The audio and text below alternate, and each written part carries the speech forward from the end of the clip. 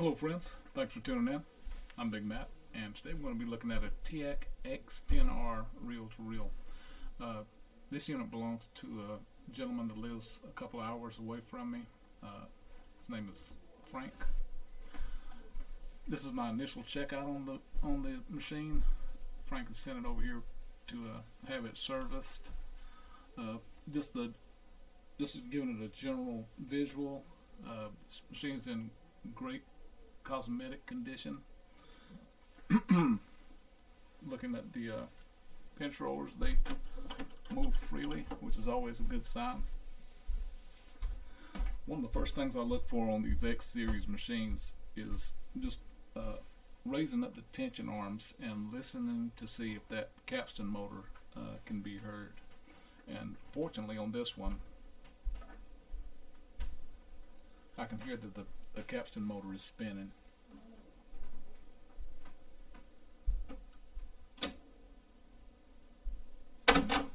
And it's spinning in both directions. That's a really good sign. Next thing I'm going to do is listen to the input signal to make sure that the unit is passing a sound from the input to the output. I have my PC connected to the rear of the machine for the input, and on the output it's going from the TEAC to an equalizer and then over to the Pioneer system you see in the background. I'm going from the tape mode to the source mode. Okay, and I have some music coming through, but it's not coming through very well.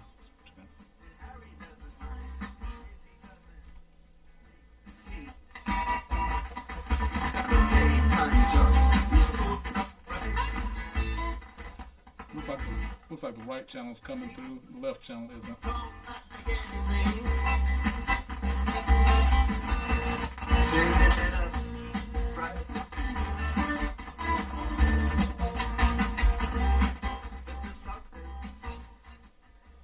Okay, with that static, that's perfectly normal on these machines. Little contact cleaner and moving those things back and forth a little bit should clear that issue up. Next thing I'm going to do is try to play a tape, and also if it plays, I'm going to try to record also.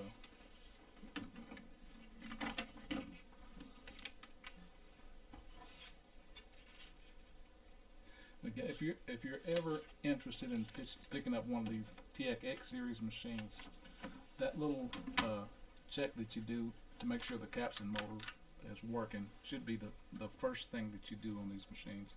Because if the capstan motor, if you don't hear that capstan motor running when you lift up the tension arms, there's a good chance that motor may be bad, and they're not cheap. You used to be able to get them for under $100. Now you're fortunate if you can find one in the $250 range, and they go all the way up to nearly $700 for an EM 1446 capstan motor.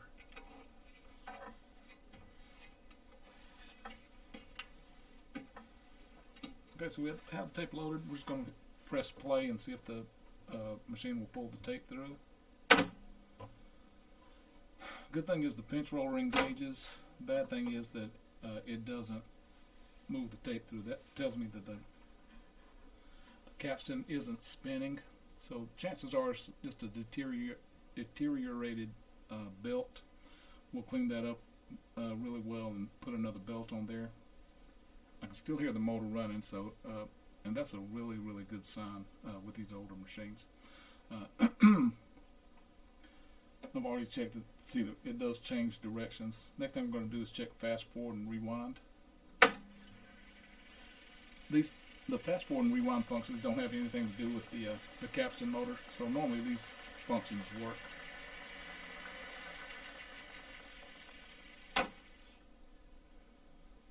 And we're going to rewind.